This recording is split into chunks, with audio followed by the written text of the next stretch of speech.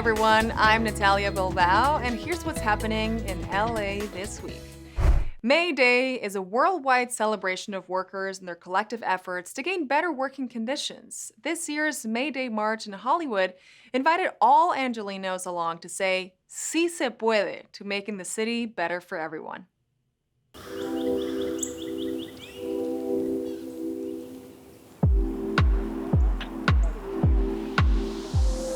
Today we're here to invite Angelenos to join us for May Day, which is the Workers' Rights, Immigrant Rights March on May 1st. This is a national, worldwide celebration of workers' efforts for justice, recognition, and dignity.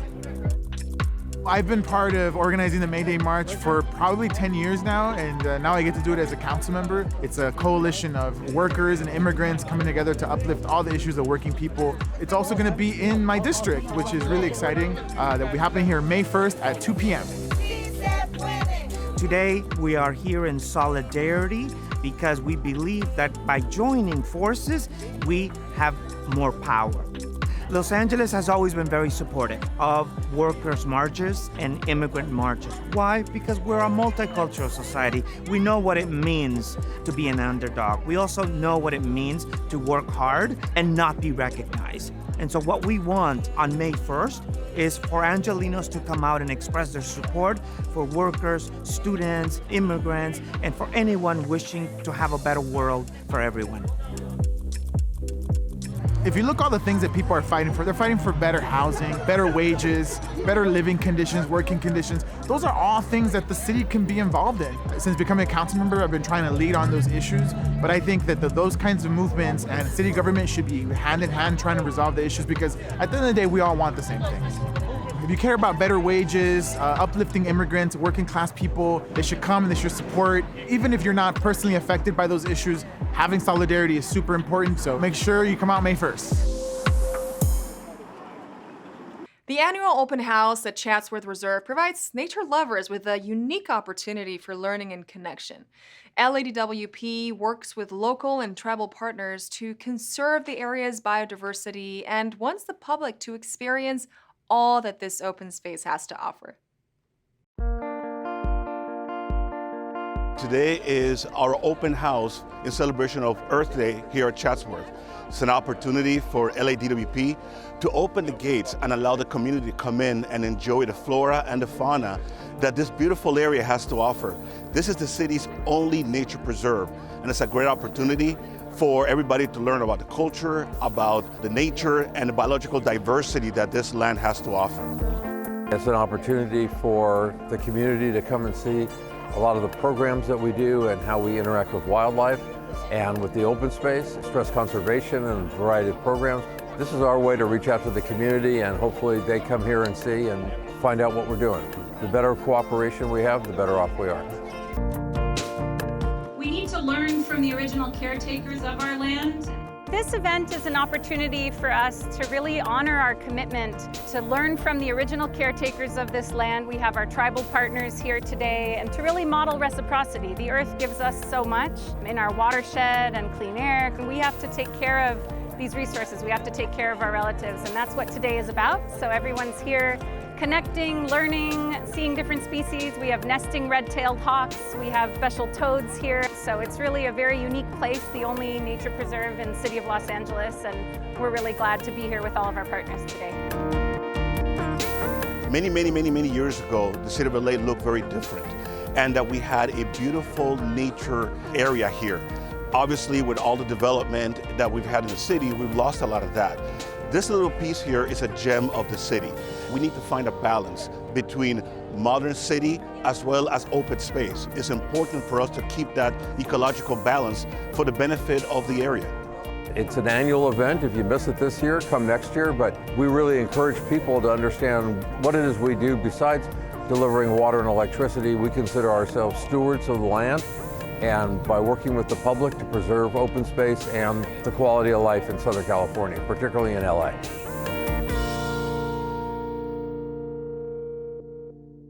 Being an entrepreneur takes a lot of courage and determination. Small businesses are vital to the city, so events like the LA Region Small Business Summit are a big help, providing access to resources, programs, and support.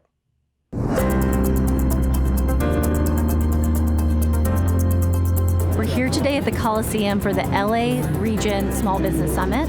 It's also the first day of Small Business Week and month, so we're kicking it off with a huge summit and a summit series supporting our small businesses so that they can continue to thrive in our region.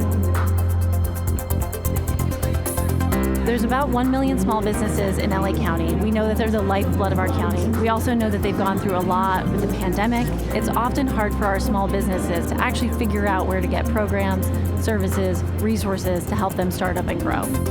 Without them, our city and our economy would be not what it is. So we're here to support them and provide the resources that they need. The Economic and Workforce Development Department for the City of Los Angeles does several different things for businesses, for employers, and for employees. Mentorship and technical assistance support, procurement and certification support, legal services, capital access, what have you. We also have a small business LA Optimized program, which will help businesses to establish their digital footprint and expand and grow their digital presence on the web.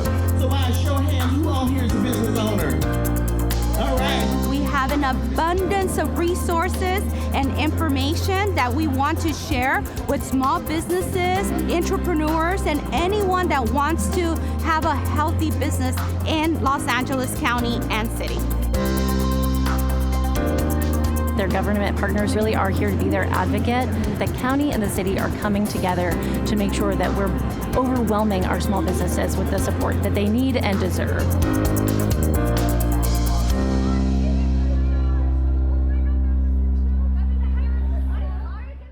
With the catchy tagline, "Illuminate, don't contaminate," our city's youth counselors want to raise awareness about the importance of properly placing items in the recycling bins. Blue is the sea, blue is the sky, and blue is the bin where aluminum must reside.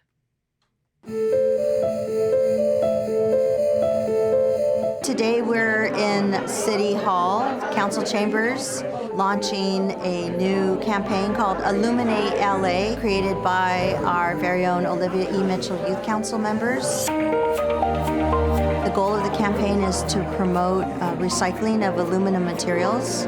A lot of folks just throw any kind of trash in the recycle bins, and so it's really important that it's just aluminum materials that go into those blue bins.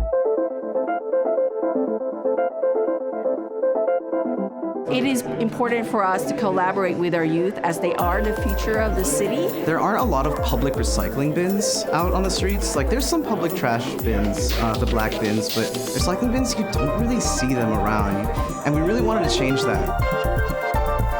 I came in here with an idea of teamwork, right? But I got out with a whole different perspective on what teamwork is and what working with partnerships and working with the city is. Our young people are very passionate about sustainability, about protecting the earth. When we ask them what are the different types of policy issues they'd like to work on, climate impact, sustainability, energy conservation is definitely one that has become a reality.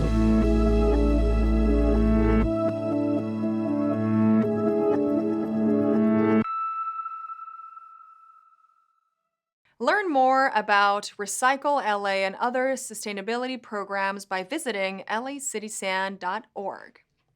LA City Attorney sues chemical companies, Redistricting Commission on November ballot, and Youth Camp ReadyLA 2024 seeks participants. These stories up next on City Beat.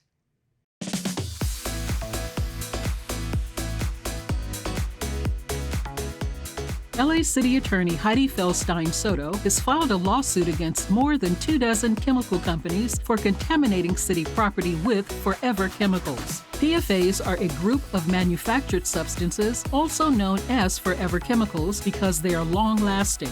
They have been used since the 1940s in a wide variety of consumer and industrial products. According to the Environmental Protection Agency, PFAs repel oil and resist heat, making them useful in products such as nonstick cookware and stain-resistant clothing. The Centers for Disease Control and Prevention links exposure to PFAs to health issues, including cancer cancer, and lower birth weights. For more information, click on the News tab at cityattorney.lacity.gov.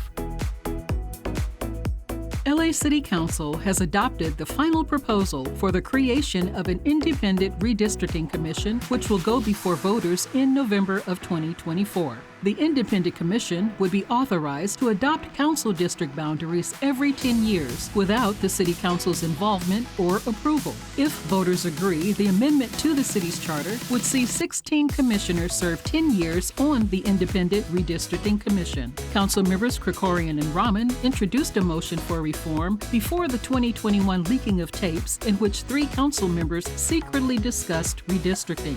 Common Cause, an organization fighting for an accountable government, called the city's proposed charter amendment the gold standard of redistricting reform. For more information on the work of LA City Council, visit lacity.gov/government. The City of Los Angeles Emergency Management Department seeks applications for its Youth Camp ReadyLA Emergen-Z 2024. The program provides a look into the work of emergency managers and responders and helps participants gain experience in emergency preparedness. ReadyLA campers learn practical skills for many types of emergencies and take part in a functional exercise at the end of the week-long program. Camp participants build connections with other ReadyLA campers and experts in the emergency management field while developing their own professional skills. Potential Camp ReadyLA participants should be aged 17 to 22 and reside in the City of LA. For more information on Camp ReadyLA, visit emergency.lacity.gov.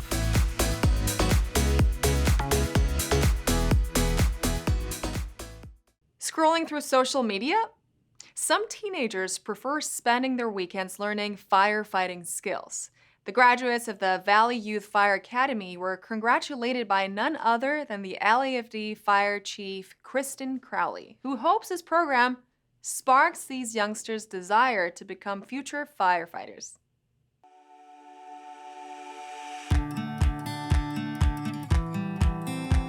So today is all about celebrating graduation for our Valley Youth Fire Academy. These are all high school age cadets that went through a 7-week academy and took a lot of time and dedication and courage for them to show up and to continue to push to be better. And we're here to celebrate them today.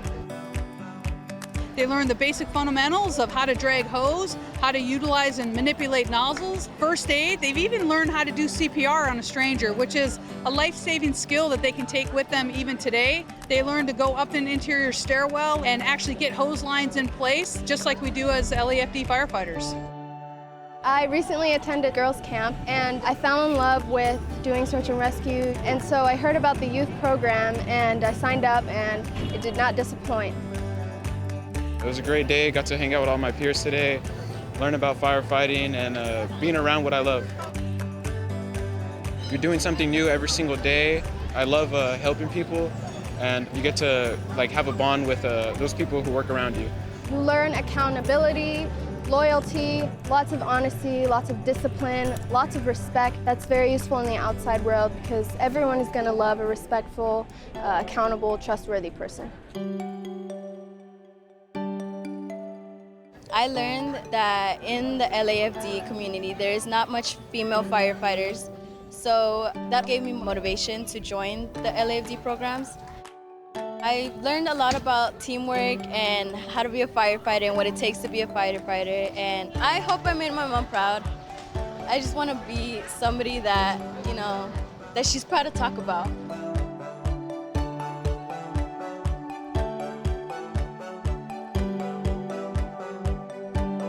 So what the cadets learn are really a true commitment to discipline and what it means to serve others. Again, they're here on their weekends and they don't have to be here.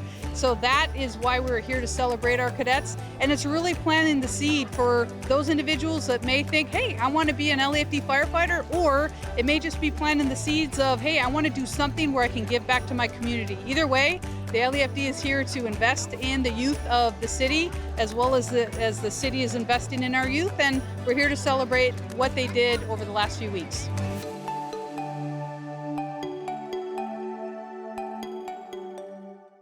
In In its efforts to strengthen ties with the community, the LAPD partnered with the Healthy Room Project to surprise a family with some home remodeling.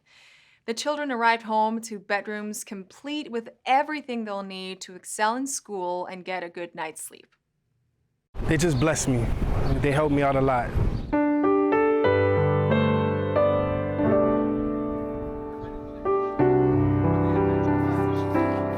We are currently at our Healthy Room Project event day. Essentially what this does is brings together law enforcement with the nonprofit to do a room makeover. Sometimes there's homes and there's children that don't have beds, they don't have desks, they don't have just certain equipment that may be conducive to healthy learning.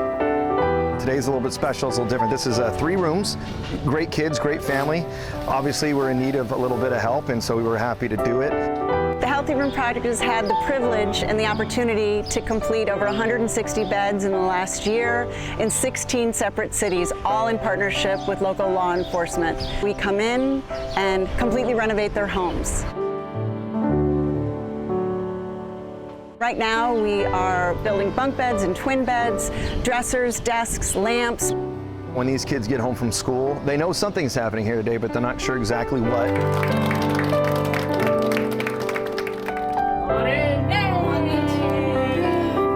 When I saw my kids walking into the room, I was happy. I saw their face, they looked happy, they looked surprised and shocked. It was amazing. Sometimes you're moving so quickly throughout a neighborhood and throughout your day that you don't always get the time to stop, make a connection, learn about a family. You know, it's always nice to see a kid smile and a kid really enjoy what you're doing. And yeah, I think it's really good. And I'm really happy to be a part of it. This is a fresh start and a new beginning. Coming from where I'm coming from, I feel like this is a fresh start and the only way is up.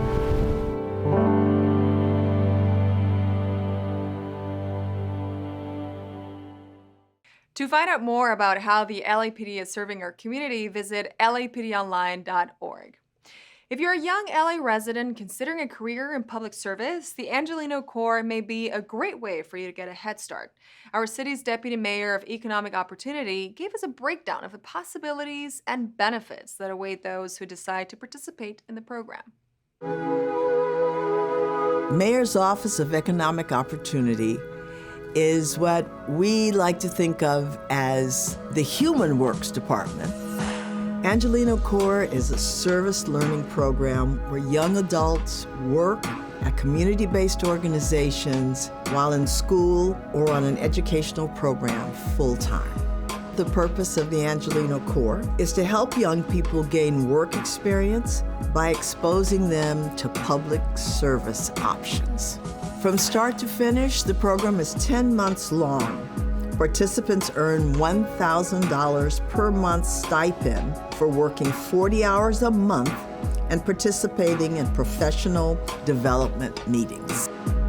The requirements for the program are that applicants must be 18 to 30 years old, reside in the city of Los Angeles, qualify as low income, have valid work authorization, and be attending school or an education program full-time.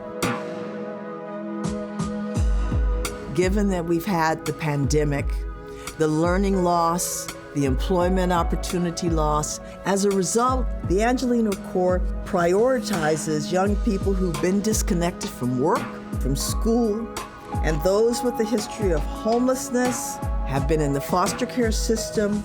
Not only are they all eligible, but they are all encouraged to apply and be invited to a virtual chat to discuss their career and program interest. To learn more, visit HireLAYouth.com. The priority deadline is May 24th. Many movies and museums showcase the thrilling lives of military pilots. But what about commercial aviation? LAX Airport had a special event dedicated to its history at the Flight Path Museum. If you missed it, you can still check out all the museum has to offer next time you're waiting to board. Today we are at the Flight Path Museum, which is located at LAX, and we're going to be presenting the history of LAX through a visual storyline and talk about how LAX grew from a very small grass airstrip to the large hub airport that it is today. This event actually has been held for different community groups, but it's the first one that we're actually doing in the present form at LAX. Participants are going to be people who are interested in airport history, employees of the airport and airlines, and basically what we would call in fire service, like a fire buff, an airline and airport buff. What we're going to take away from this is going to be more knowledge on how LAX came into being.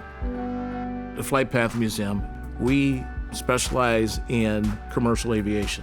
Most of your museums around here and abroad usually showcase military aviation primarily, and they might throw a little bit of commercial aviation into their displays. We have a lot of aviation artifacts for commercial aviation, pilot uniforms, and so people can get a feel of how commercial aviation started, and especially here in Southern California, and how the history of LAX melds into that. So it's really a local museum with an outlook on aviation as a whole. If you live nearby or you're waiting for a connecting flight and you got a few hours, it's good to come over here to the Flight Path Museum at LAX right here on Imperial Highway. We're on the airfield. If you look out the window, you have 747s, you have all the aircraft that basically fly people from point A to point B. One thing about LAX is that it touches a lot of people around LA, so even if you're not an aviation buff, you kind of want to know what's going on at LAX and how it got to the airport that we either love or hate today. Hopefully love. In our feature story this week, we celebrate Asian American Pacific Islander Heritage Month. LA's Civil Rights Department highlights the rich diversity, shared experiences, and challenges the city's AAPI communities face. Let's hear this story.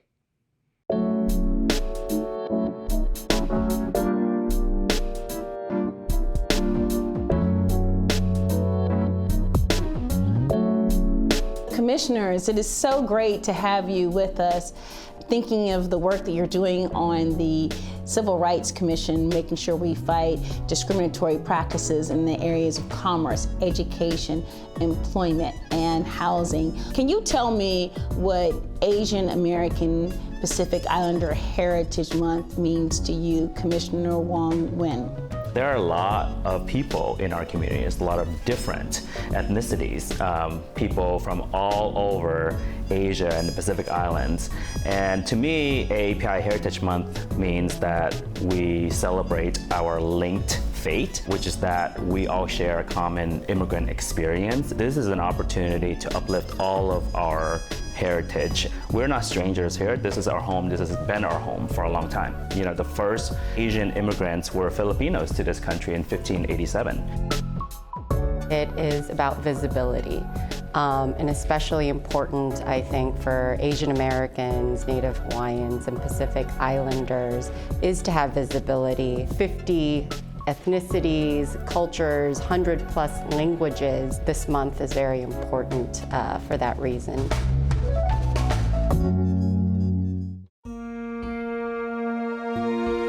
As a community, we have faced racism for a long, long time. But in the past 4 years, we've seen tens of thousands of incidents of hate reported. Fortunately, they have a place to go to, which is LA's Civil Rights. Civil Rights Ordinance protects race, national origin, language, among the many other protected categories. It does that in the fields of education, housing, commerce, and employment. Yes, and I think it's a great segue to just talk about the LA is for Everyone campaign. We launched this in May of 2021, really as a response initially to what was happening against the Asian American Pacific Islander community. We want to highlight the pride and the rich diversity of Los Angeles because we truly are an LA for everyone.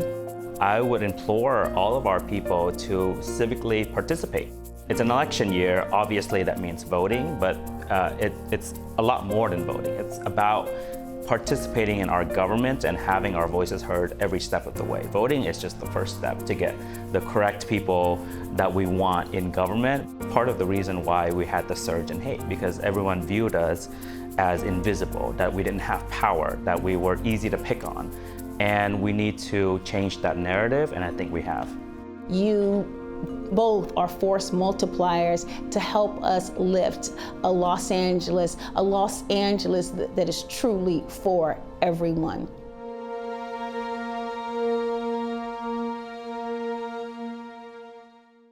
In this week's Things to Do, learn about disaster preparedness at Hansen Dam, celebrate the arts at the Reseda Rising Art Walk, and participate in the AAPI Joy Festival.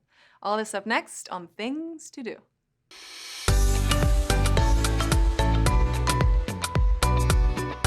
Councilwoman Monica Rodriguez invites everyone to a disaster preparedness event at Hansen Dam. Beginning at 10 a.m. on Saturday, May 18th, this resource fair will feature a live helicopter. There will also be emergency preparedness advice and demonstrations from many city departments, including the Los Angeles Fire Department and Emergency Management.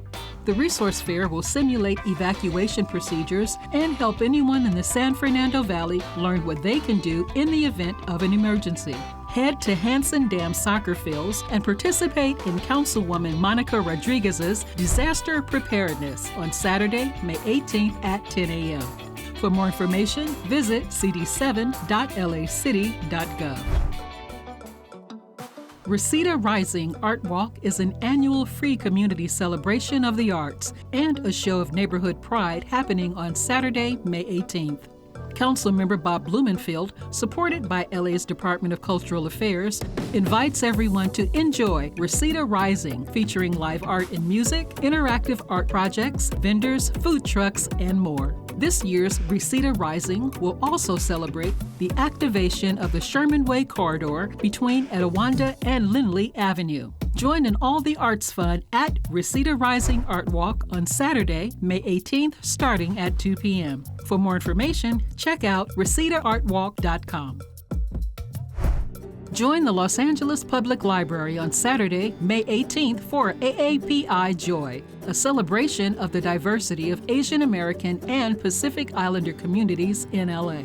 This festival of joy, wellness, healing, and resilience is a shared exploration of AAPI cultures happening throughout LA's Central Library spaces. Enjoy a hula performance, hear taiko drumming, learn about traditional Korean clothing, and see a cooking demonstration of the quintessential Filipino dessert. Hear from authors and guest speakers and enjoy a children's story time. The celebration of AAPI Joy is on Saturday, May 18th, beginning at 11 a.m. in LA's Central Library. For more, visit lapl.org/events. And that's a look at some things to do. And that's all for this week. I'm Natalia Bilbao, and from all of us here at LA This Week, thank you so much for joining us. Remember that you can watch us online anytime at lacityview.org, and we're also on Instagram, Facebook, X, and YouTube. See you next time for more LA